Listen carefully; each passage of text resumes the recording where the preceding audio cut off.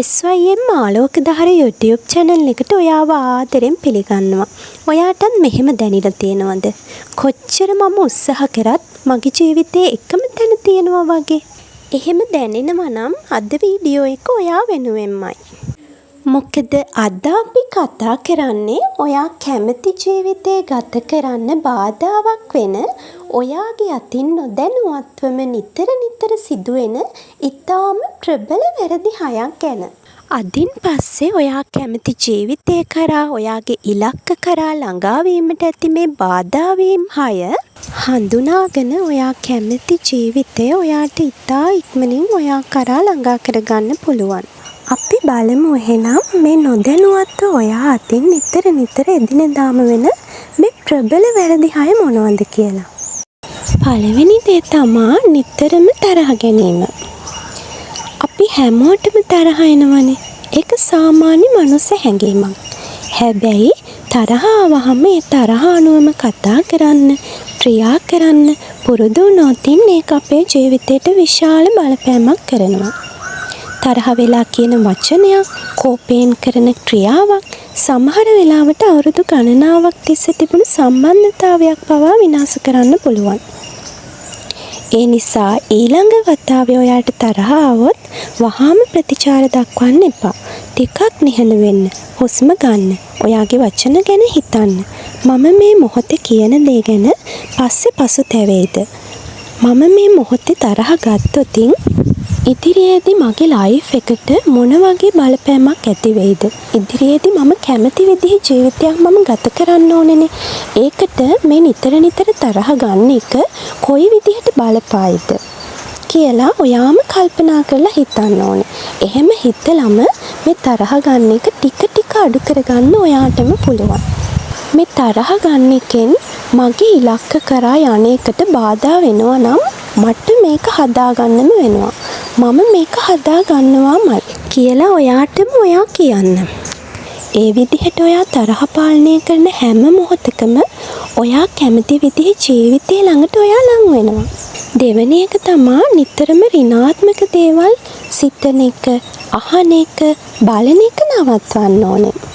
උදේ ඉඳලා රෑ වෙනකන් දුක හිතෙන දේවල්, අසුබ ප්‍රවෘත්ති, අනුන්ගේ ප්‍රශ්න, නිතරම දුක, බය, වෛරය ඇති කරන වීඩියෝ මේ දේවල්ම බලමින් අසමින් ඉන්නවනම් අපේ මනසට ඒවයි බලපෑමක් ඇතිවීම ඉතාම ස්වභාවිකයි. අපේ මනස අපි නිතරම ලබා දෙන තොරතුරු සමග වැඩ කරනවා. ඒ නිසා අද ඉඳලම නිතරම බලන දේවල් ගැන, අහන දේවල් ගැන, හිතන දේවල් ගැන සැලකිලිමත් වෙන්න.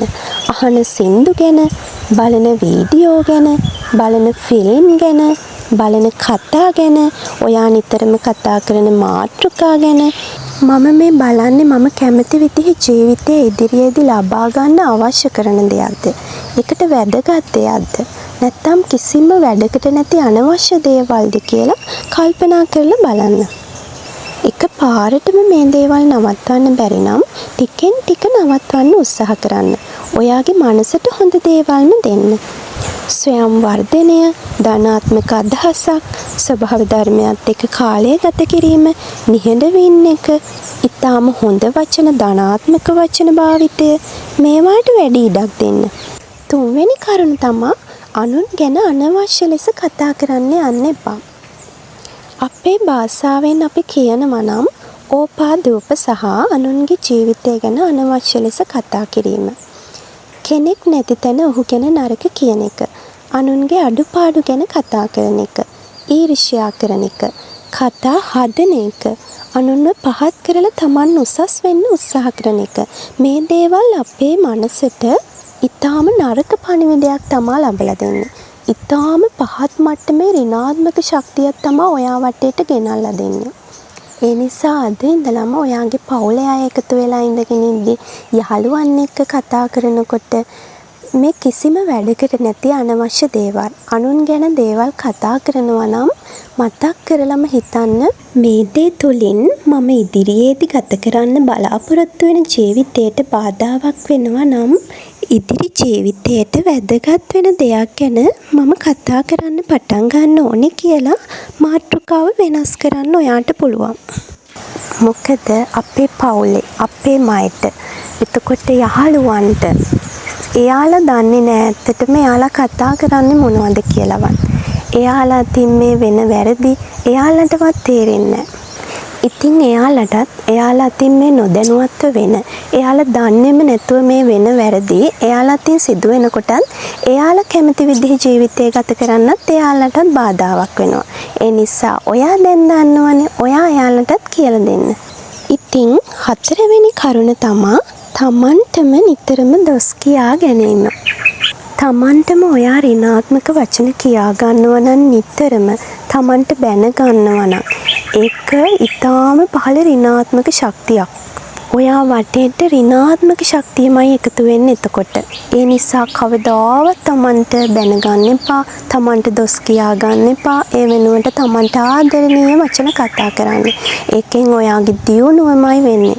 කවදාවත් ඔයාව පහතට වැටෙන්නේ නැහැ. ඔයා අඩියක් ගානේ ඉදිරියට යන එකමයි වෙන්නේ. ඔයා හැම නිතරම ඔයාට කතා කරන්නේ කොහොමද කියලා ඔයාගේ මනස බලාගෙන ඉන්නේ. එයා එතකොට හැමදාම දෙන්නේ ඔයා කොහොමද හැසිරෙන්නේ? ඒ විදිහේ දේවල්ම තමා ඔයාගේ මනස ඔයාට නැවත ලබා දෙන්නේ. ඒ නිසා කවදාවත් තමන්ට දැනගන්න දේවල්, දෝෂාරෝපණය කරගන්න දේවල් කවදාවත්ම කරන්න එපා. එක ඊටාම ප්‍රබල වැරැද්දක්. ඔයා ඔයාටම කරුණාවන්ත වෙන්න ඕනේ. 5 වෙනි දේ තමා හැමදේම කල් දාන්න එපා. අද කරන්න තියෙන දේ හෙටට දාන්න එපා. හෙට කරන්න තියෙන දේ තවත් දවසකට දාන්න එපා. අවසානයේ අපේ සිහිනත් ඒ වගේම කල් යනවා. ඔයා කැමති ජීවිතේ ලබා ගන්නත් ඒ වගේම කාලයක් යනවා. හෙට පටන් ගන්නවා. ඊළඟ සතියේ පටන් ගන්නවා. ටිකක් නිදහස් වුණාම කරනවා. කියමින් ඉන්නකොට සමහර විට අවුරුදු ගණනාවක් ගත වෙන්න පුළුවන්. ඒ නිසා මේ විනය, ඩිසිප්ලින් එක ඔයාගේ ජීවිතයට එකතු කරගන්න. උදාහරණයක් විදිහට ඔයා හෙට උදේ 6ට නැගිටින්න තීරණය කළා නම් 6ට ඇහැරුණාම තව විනාඩි 5ක් කියලා නැවත නිදා ගන්න පුරුදු වෙන්න එපා. පොඩි පොරොන්දු ඔයාටම දෙන්න. ඒ පොරොන්දු ටික ඉටු කරන්න. මොකද විනය කියන්නේ එක දවසකින් හැදෙන දෙයක් නෙවෙයිනේ. ඩිසිප්ලින් එක කියන්නේ ටික හැදෙන දෙයක්. දිනපතා කරන පොඩි ක්‍රියා තුළින් ගොඩ නැගෙන පුරුද්දක්. මේ හැමදේම හරි වෙලාවට කරන දේ අනිවාර්යයෙන්ම ඉතාම ප්‍රබල විදිහට බලපානවා ඔයා කැමති ජීවිතය ඔයාට ලබා ගැනීම සඳහා. ඔයා කැමති ජීවිතේ ඉතා ඉක්මනින් ඔයාට ලබා ගන්න ඕන නම් ඔයා තුළ මේ විනය, ඩිසිප්ලින් එක හදාගෙන වැඩකල් දාන්නේ නැති පුරුද්ද ඔයා හදා ගන්න ඕනේ. 6 වෙනි කරුණ තමා තමන්ගේ ජීවිතය අනුන්ගේ ජීවිතය සමග නිතරම සංසන්දනය කරන එක. ඔයාගේ ජීවිතය අනුන්ගේ ජීවිතයත් එක්ක නිතරම සංසන්දනය කරන්න එපා. ඇත්තටම ඔයා අනුන් දිහා බලනකොට ඔයාට පේන්නේ එයාලගේ ජීවිතයේ ලස්සන කොටස විතරයි. නමුත් එයාලා ඒ තැනට එන්න ගිය ගමන ගැන ඔයා දන්නේ නැහැනේ. ඒ නිසා එයාට තියෙනවා මට නැහැ. එයා ඉස්සරහට ගිහින් මම තාම මෙතන කියලා ඔයාගේ ජීවිතේ පහත් කරගන්න එපා. එයාලත් ඔයා වගේම හිටපු අය. එයාලත් උත්සාහයෙන් මේ තැනට ගියපු අය.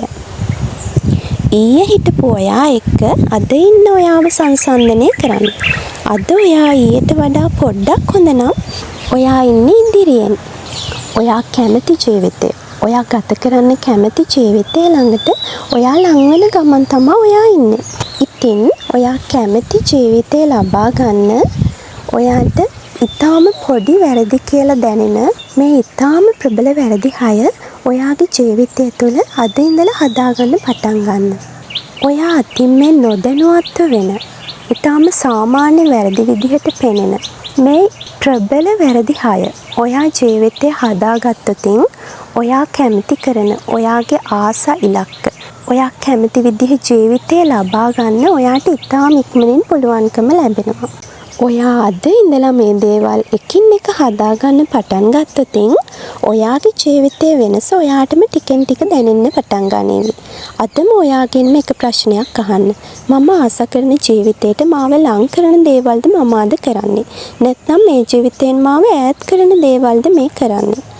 මේ ප්‍රශ්නයට අවංකව හිතලා උත්තර දෙන්න. උත්තර දීලා ඒ වෙනුවෙන් වැඩ කරන්න. මොකද දිනෙන් දින දවස් යනවා කියන්නේ අපිට වයස යනවා කියන එක. අපේ ආයුෂ කෙටි වෙනවා කියන එක. එතකොට මේ ගත වෙන හැම මොහොතක්ම හැම තත්පරයක්ම රන් හා සමානයි. මේ හැම වෙලාවකින්ම මේ හැම විනාඩියකින්ම මේ හැම පැයකින්ම මේ හැම දවසකින්ම අපි උපරිම ප්‍රයෝජන අරගන්න ඕනේ.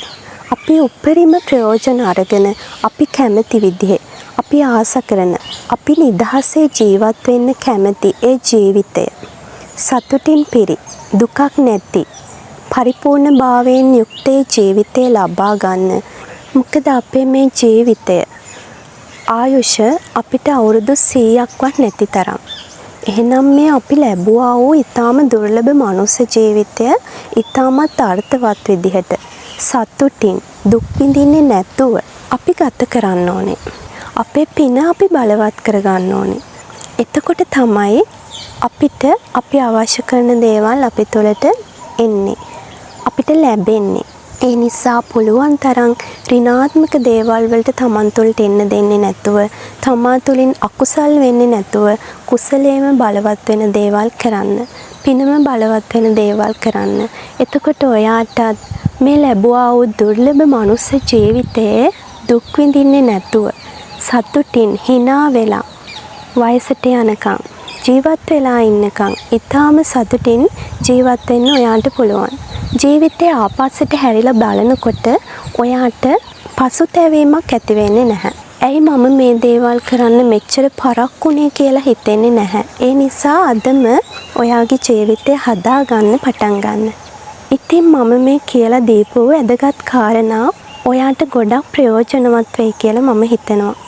ඔයාගේ ජීවිතය හරි මාර්ගයට ගන්න ඔයාට ඊටාම වැදගත් දේවල් වෙයි කියලා මම හිතනවා.